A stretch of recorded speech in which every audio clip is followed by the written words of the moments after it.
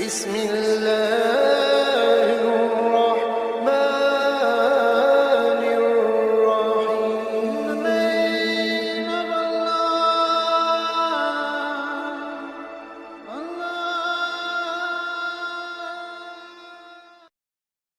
الرحمن الرحیم نحمده ونصلی علی رسوله الکریم اما بعد. بزرگان محترم اور عزیز دوستو، یہ دنیا سرائے فانی ہے. یہاں کی کسی بھی چیز کو بقا نہیں.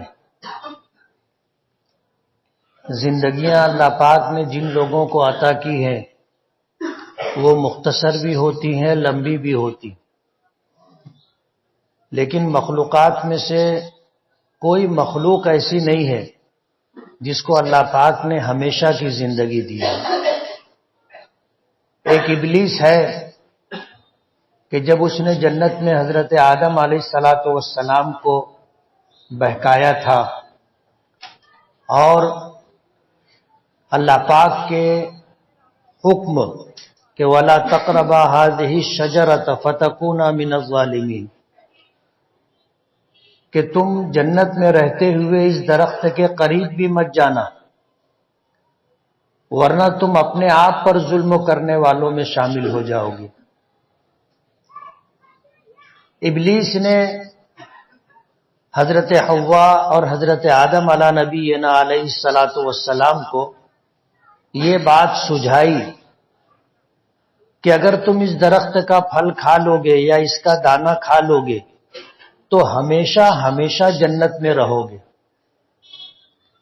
اب ظاہر بات ہے کہ جنت ایک ایسی جگہ ہے کہ جس کا تصور بھی انسان نہیں کر سکتا کہ وہاں کی نعمتیں کیا ہیں اور کیسی ہیں. حدیث پاک میں آتا ہے، نبی کریم صلی اللہ علیہ وسلم نے فرمایا جنت کے متعلق کہ ما لا عین رأت،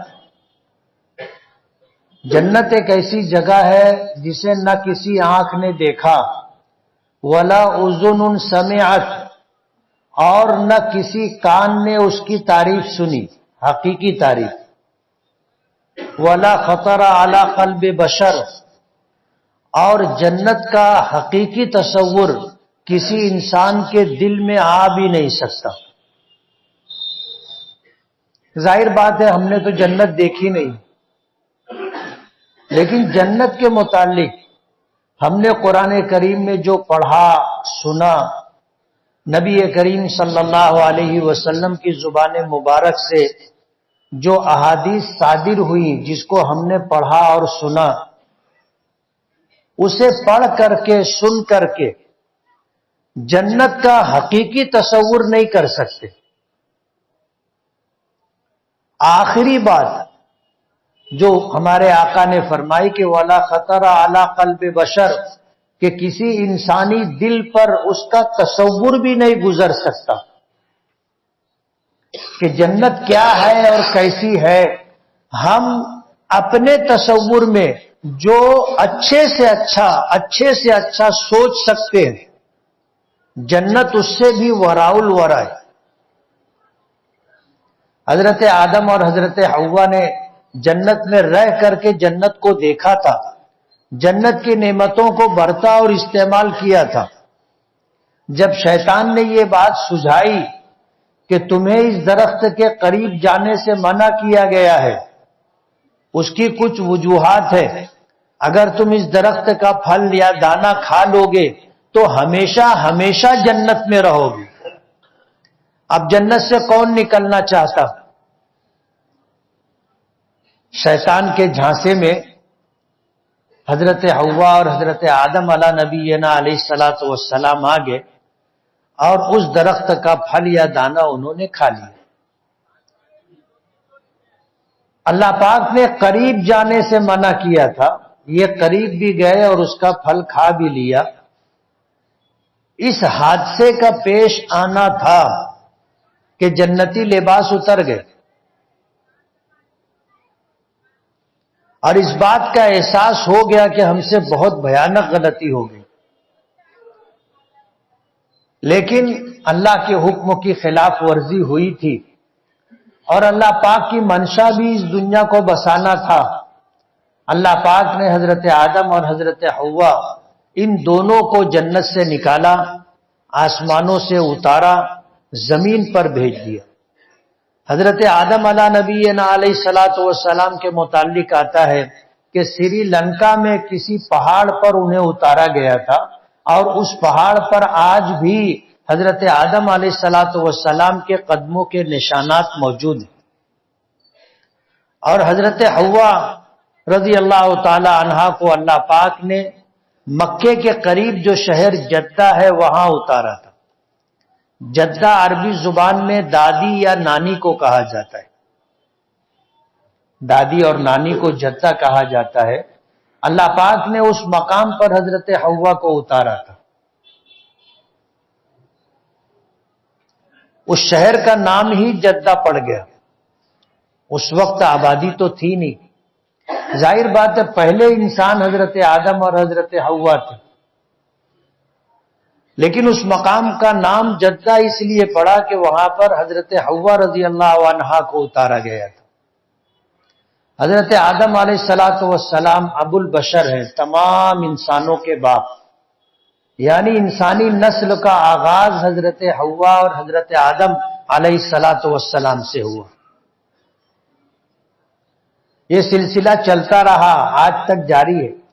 حضرت آدم علیہ الصلوۃ والسلام کو اپنی غلطی کا اتنا شدید احساس تھا کہ آسمان سے اتارے جانے کے بعد 40 سال تک نظر اٹھا کر کے آسمان کو نہیں دیکھا تھا۔ 40 سال تک سر جھکا کر کے رہے، نظریں نیچی کر کے رہے، اور اتنا روئے اتنا روئے اتنا روئے کہ ساری دنیا کے آنسو ترازو کے ایک پلڑے میں رکھ دیے جائے، اور دوسرے پلڑے میں ساری دنیا کے انسانوں کے آنسو رکھ دیے جائیں تو حضرت آدم علیہ الصلوۃ والسلام کے آنسوؤں کا پلڑا جھک جائے گا۔ ظاہر بات ہے کہ حضرت آدم علیہ الصلوۃ والسلام نے جنت دیکھا تھا، جنت کی نعمتوں کو دیکھا تھا، اور جب اسے وہاں سے اتارے گئے، نکالے گئے، تو اس بات کا جو احساس ان کو تھا اور اللہ کی حکم کی عدم تعمیل پر جو پشیمانی اور شرمندگی تھی، اس کا اندازہ ہم لوگ نہیں کر سکتے۔ حضرت آدم علیہ الصلوۃ والسلام کے زمانے سے یہ دنیا چلی، یہی دو انسان تھے جو اس دنیا میں تھے، جنہیں اللہ نے حضرت آدم کو مٹی سے بنایا تھا، اور حضرت آدم کی پسلی، بائیں پسلی سے مائی حوا کو وجود عطا کیا تھا۔ ایک تفصیلی واقعہ ہے، میں تفصیل میں نہیں جانا چاہتا۔ حضرت آدم علیہ الصلوۃ والسلام کی بائیں اور سب سے ٹیڑھی پسلی سے حضرت حوا کو اللہ نے وجود عطا کیا، اور ان کے ذریعے سے اس دنیا میں انسانی نسلوں کا وجود ہوا۔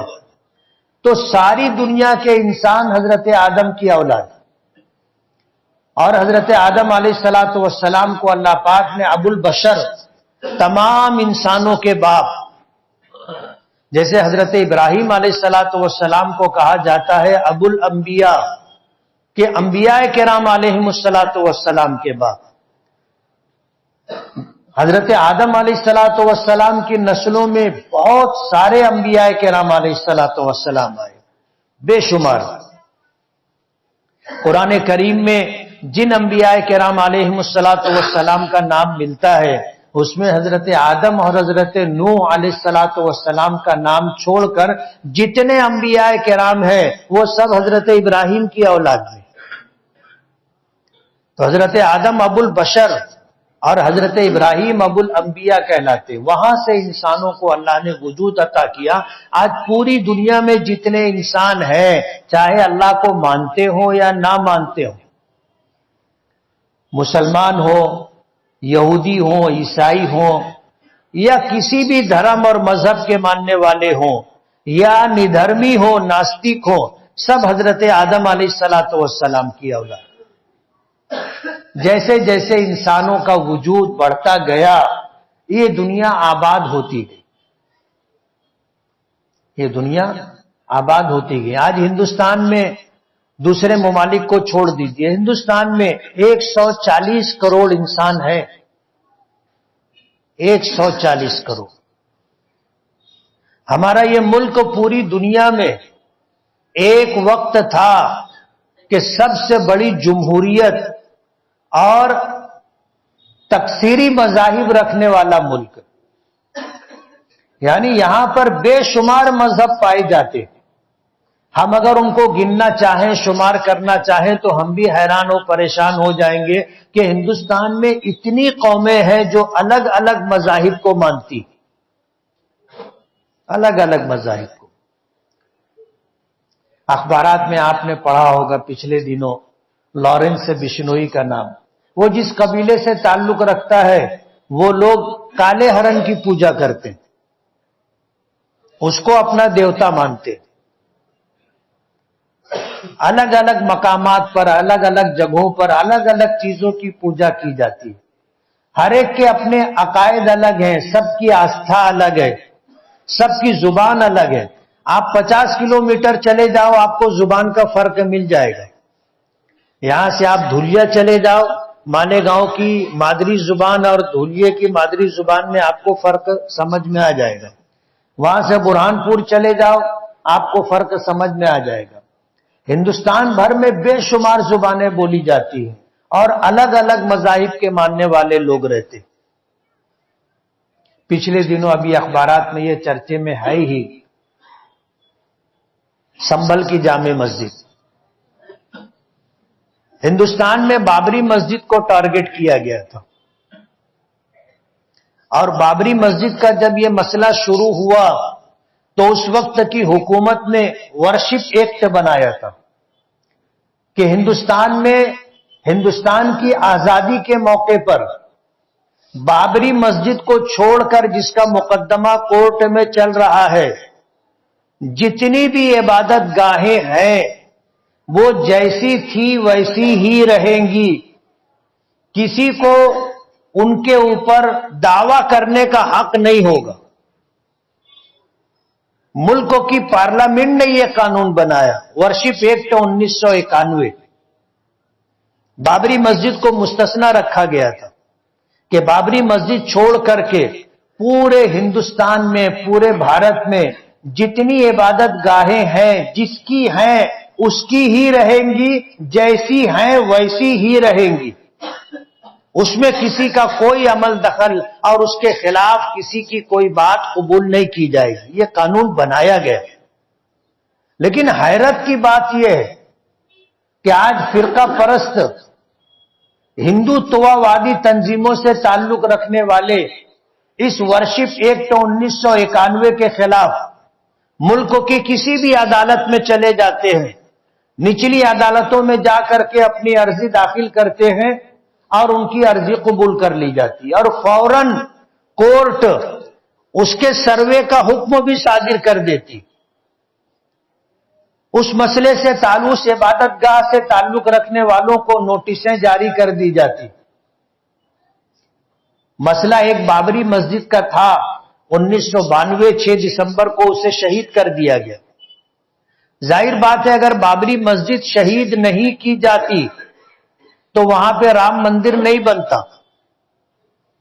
آج اگر رام مندر بنا اور جس نے بنایا، جس سیاسی پارٹی کے لوگوں نے سرپرستی کی، انہوں نے دوسرے نمبر پر یہ کام کیا۔ ایک نمبر پر جو اس ملک کی تاریخ میں سب سے بھیانک فیصلہ تھا اور تمام تر شواہد اور دلائل بابری مسجد کے حق میں تھے، اس کے باوجود بابری مسجد دن کی روشنی میں شہید کی گئی۔ سرکار کس کی تھی آپ کو پتہ ہے؟ اور کس طرح مسجد کو شہید کیا گیا؟ پورے ملک کے مسلمانوں کو، پورے ملک کے سیکولر لوگوں کو اور پوری دنیا کے مسلمانوں کو یہ باور کرایا گیا تھا کہ مسجد کو دھکا بھی نہیں لگے گا، لیکن مسجد شہید کر دی گئی۔ ظاہر بات ہے جب مسجد شہید کر دی گئی، اب وہ جگہ خالی ہو گئی، تو وہاں پھر بعد میں جو بنانا چاہے بنا سکتے ہیں۔ اور سپریم کورٹ کا فیصلہ تمام تر شواہد اور ثبوتوں کے باوجود جیسا فیصلہ آیا، دنیا کی تاریخ کا ناانصافی پر مبنی سب سے بڑا فیصلہ، کہ کورٹ نے اس بات کو مانا تھا کہ یہاں پر کوئی مندر نہیں تھا، مندر ہونے کا کوئی ثبوت، کوئی دلیل موجود نہیں ہے۔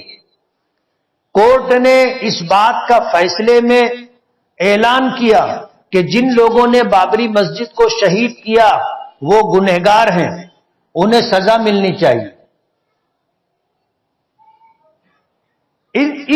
ان جیسی تمام تر باتوں کے ہونے کے باوجود اس ملک میں ہندوؤں کی آستھا، ان کے عقیدے کا سمان کرتے ہوئے رام مندر بنانے کا فیصلہ کر دیا گیا۔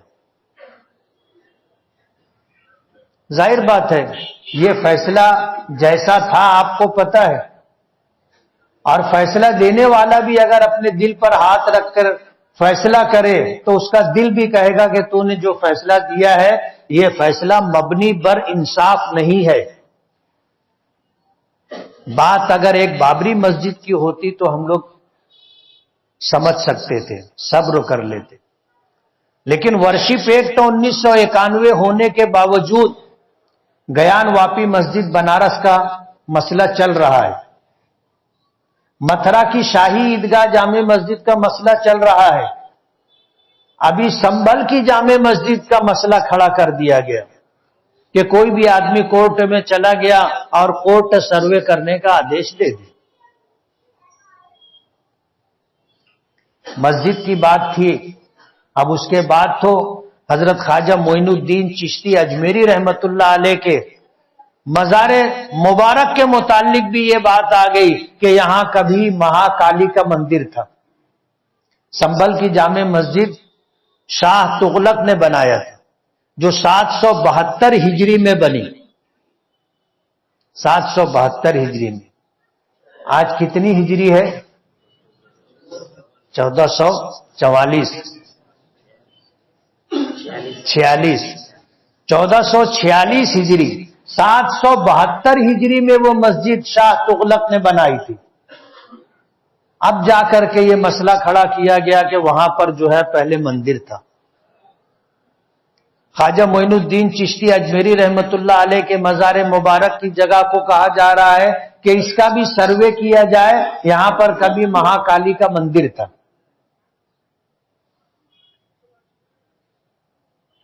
ایٹا میں وقف کی زمینوں پر قبضہ کیا جا رہا ہے، مسلمانوں نے مخالفت کی تو حکومت پوری شدت کے ساتھ مخالفت کو کچلنے کا آدیش دے دی۔ تو پورے ملک میں آج جس طرح کی انارکی ہے اور جس طرح اسلام اور مسلمانوں کو مٹانے کی کوشش کی جا رہی ہے، پوری دنیا دیکھ رہی، اور ظاہر بات ہے پھونکوں سے یہ چراغ بجھایا نہ جائے گا۔ اسلام ایسا کوئی مذہب نہیں ہے اور مسلمان ایسی کوئی قوم نہیں ہے کہ تم چاہو تو ختم کر دو، یہ تمہارے لیے ناممکن ہے، مشکل نہیں، ناممکن ہے۔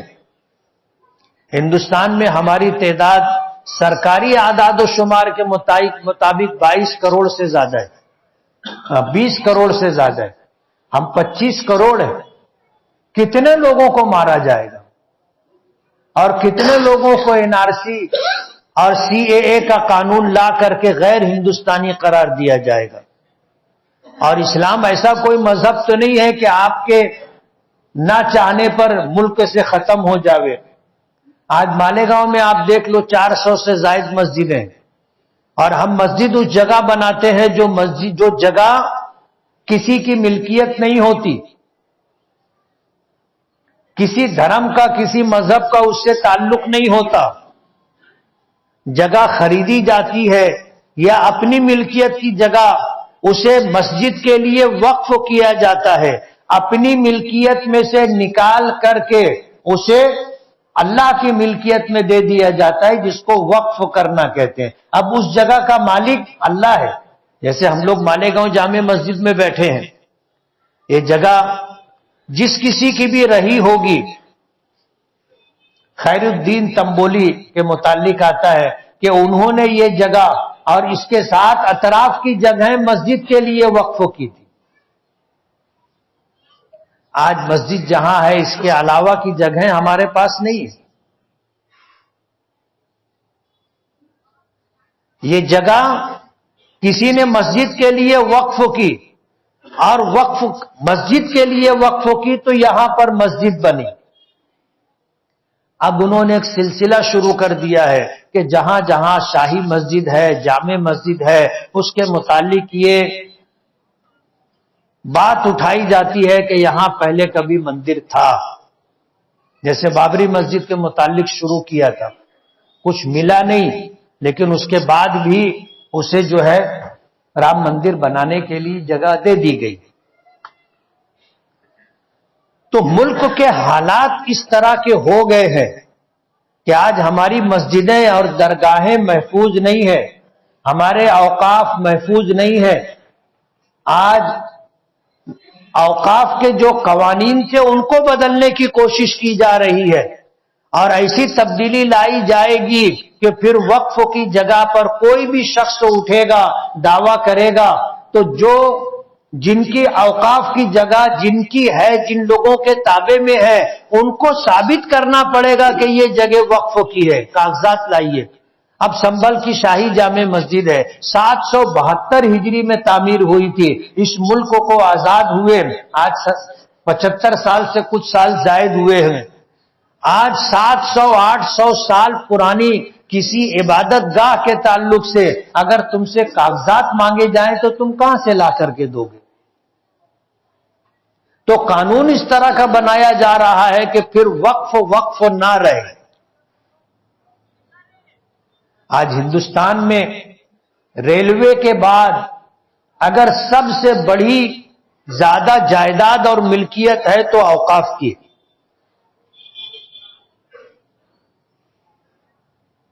फौज और उसके बाद रेलवे, उसके बाद सबसे ज्यादा जगह अगर है तो वो वक्फ करदा जगह और जायदाद है, और सरकार की इनके ऊपर नजर है और बुरी नजर है। वक्फ एक तरमीमी बिल ला करके हजरत मौलाना सैयद असद मदनी रहमतुल्लाह अलैह की कोशिशों से जो वक्फ एक्ट 1995 बना था उसको बदलने की कोशिश की जा रही, और ऐसी तब्दीली लाने की कोशिश की जा रही है कि फिर औकाफ महफूज ना रहे। आज 70% वक्फ की जगहों पर लोगों का नाजायज कब्जा, जिसमें सरकार भी शामिल है, और अब तो 100% जायदादें वक्फ की हड़पने की कोशिश हो रही। शायद आज हुकूमत में बैठे हुए लोग ऐसा समझते हैं कि ये हमेशा रहेंगे और इनका बनाया हुआ कानून हमेशा रहेगा। आप मुल्क की तारीख देख लो, मुल्क को क्या था, क्या से क्या हो गया, और आगे क्या होगा आज हमको पता नहीं है। जाहिर बात है, अगर ये बात कही जा रही है कि जहां ख्वाजा मोइनुद्दीन चिश्ती अजमेरी रहमतुल्लाह अलैह की दरगाह है वहां कभी महाकाली का मंदिर था, तो कल जब मुसलमानों की हुकूमत आएगी तो वो तो ये कहेंगे ना कि यहां ख्वाजा मोइनुद्दीन चिश्ती अजमेरी रहमतुल्लाह अलैह का मजार था। जहां राम मंदिर बनाया गया है ये कहा जाएगा कि यहां पर बाबरी मस्जिद थी, और ये तो तारीखी बात है। फिर क्या करोगे? हुकूमत और इख्तिदार हमेशा किसी एक का रहे ऐसा नहीं होता।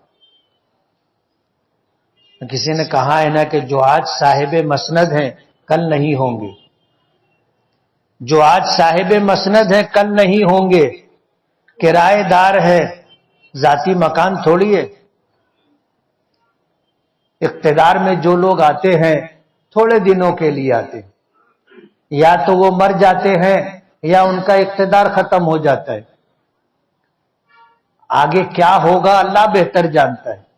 لیکن جس راستے پر ملک کو لے جانے کی کوشش کی جا رہی ہے یہ ملک کے لیے انتہائی خطرناک، عجیب و غریب صورتحال ہے. ملک میں صدر جمہوریہ ہندو ہے، پرائم منسٹر ہندو ہے، ہوم منسٹر ہندو ہے، سارا اقتدار ان کے ہاتھ میں ہے، ساری منسٹری اور وزارت ان کے ہاتھ میں ہے. اس کے بعد وہ کہتے ہیں کہ اس ملک میں ہندو خطرے میں. عجیب و غریب بات ہے. اگر مسلمان یہ کہے کہ اس ملک میں مسلمان خطرے میں ہے تو سمجھی جانے والی بات ہے. لیکن آج جن کے پاس اقتدار ہے اور سب کچھ پاور طاقت ان کے پاس ہے، وہ اپنے لوگوں کو یہ باور کرا رہے ہیں کہ اس ملک میں ہندو خطرے میں. اچھا، عجیب بات یہ ہے کہ اس کو مان بھی لیا جا رہا ہے نا. آج ہمارے اس ملک کے ہندو بھائی سمجھتے ہیں کہ ہاں ہم خطرے میں.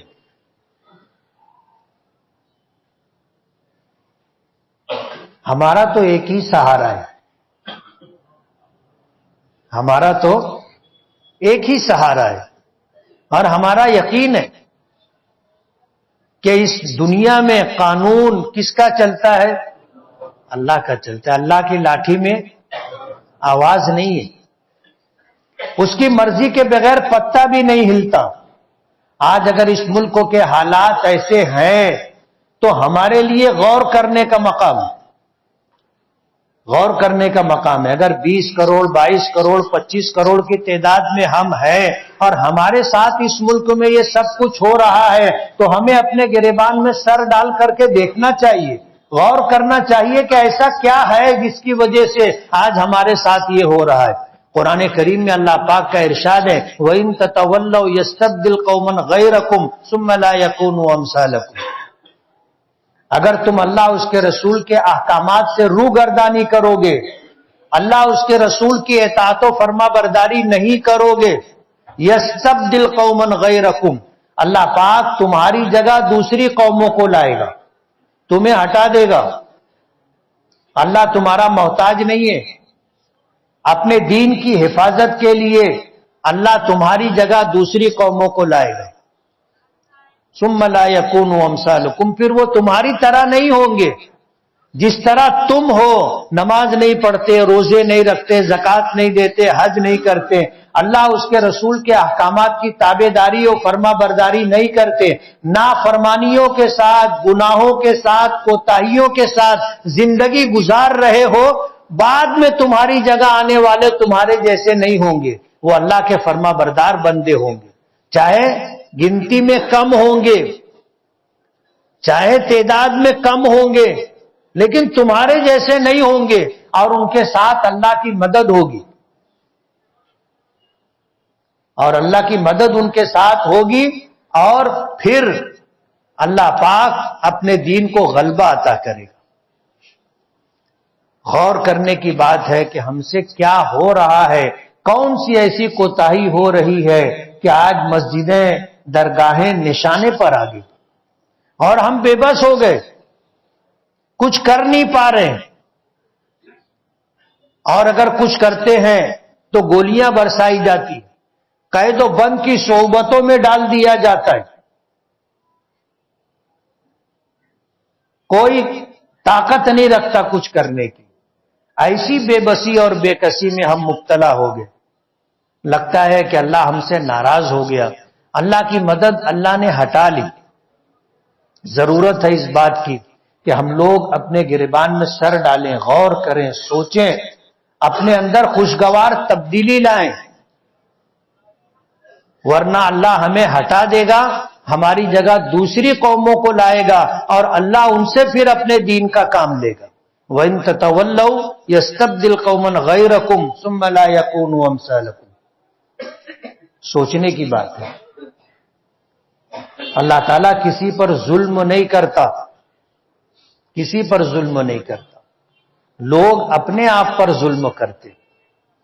اس لیے اللہ ہمیں عقل سلیم اور فہم سلیم عطا فرمائے، اپنی کوتاہیوں کو، نافرمانیوں کو سمجھ کر کے ہم میں خوشگوار تبدیلی آئے، اللہ تعالی ہمیں ایسی توفیق عطا فرمائے۔ وآخر دعوانا ان الحمد للہ رب العالمین۔